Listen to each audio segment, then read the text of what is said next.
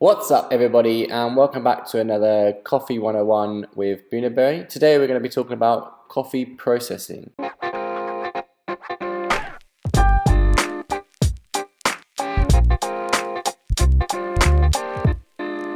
So the way coffee is processed is dramatically going to affect the taste that you're going to get at home, and every farm is going to do it slightly differently, and this is what causes the different flavours from different places alongside other factors.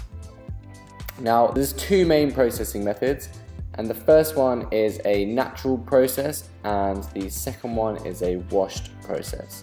Now there is very distinct differences between these two processes. That's what we're going to explain now. So let's start with the natural process.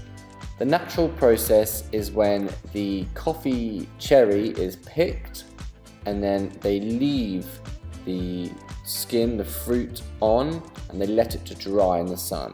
So the second processing is the washed process. Now it's slightly more complicated, but it can be more consistent with the quality and produce a cleaner, crisper cup.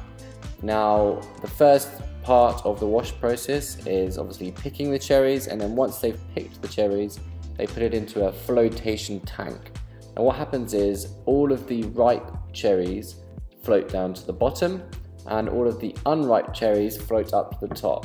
And then what they do is they take out all the unripe cherries, which obviously aren't going to be good to roast and drink, which leaves them with all of the ripe cherries at the bottom. So once they've separated all of the unripe and ripe cherries, they then put the coffee through a depulper. Now what a depulper does is it removes all of the fruit and skin and just leaves you with the seed, which is what we roast and what you brew up at home. So then once they've put the coffee through a depulper, they then put all of the coffee into a trough of water and they let the coffee ferment, and what this does is it removes all the excess fruit and skin off of that coffee bean, leaving it nice and clean and washed. It is then dried the same way a natural coffee would be dried on raised beds in the sun for a set amount of time. Every farmer is going to have a different time period that they're going to dry their coffee for. This can affect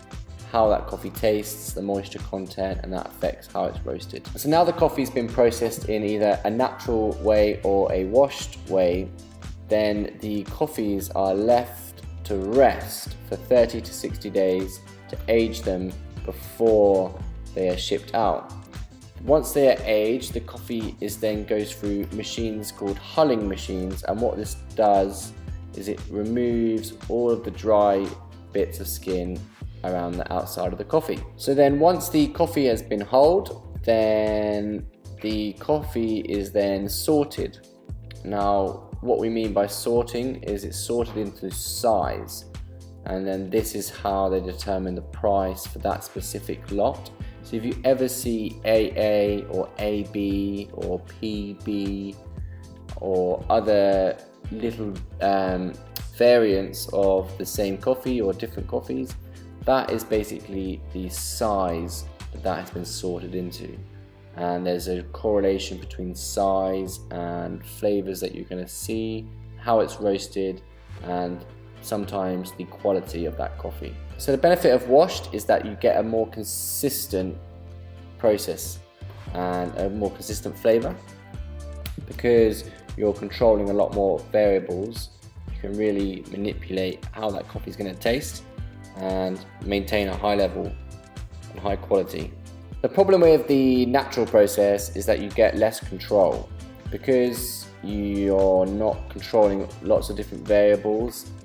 It's harder to get the desired flavor profile that you want or the farmer wants. So there's a few benefits to the natural process. Because you're not using water to process the coffee, then it allows countries with less water, say for example Ethiopia, where there's droughts and water shortages, it allows them to process their coffee cheaper and easier than it would do for a washed coffee. Now, opinions are divided in the specialty industry about whether natural process is a good thing or a bad thing.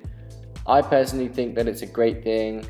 I think that the experiences that you can have by drinking natural coffee can be an amazing way to experience how exciting coffee can be and how different the different coffees can be. My first major experience in specialty coffee was when I experienced a natural Rwandan coffee. Blew my mind. Intense strawberry notes, you get really fruity flavours, which some people obviously really like and some people don't like. So it's down to taste. If you're into like a clean, crisp, lighter body, lighter feel to it, then I would go with a washed coffee. If you're looking for more, a bit more exciting, a bit more vibrant, fruity, intense, then I would aim to look for a natural and go from there. Every coffee is going to be very different. Every washed coffee is going to be very different. Every natural coffee is going to be very different. So just go with whatever you like and whatever you think tastes great. So that's the natural and washed processing. There's not much to it. You have other processes like the honey process and some other processing methods, but we're not going to talk about those in this video. If you want to look into those, we have a great article on that on our blog, which will be in the description below. So thanks for tuning in again for another Coffee 101 with Bunaberry. Don't forget to catch us next week and I will see you then. Don't forget to subscribe, give this video a thumbs up and share it with someone who may enjoy this video. I'll catch you then. Peace.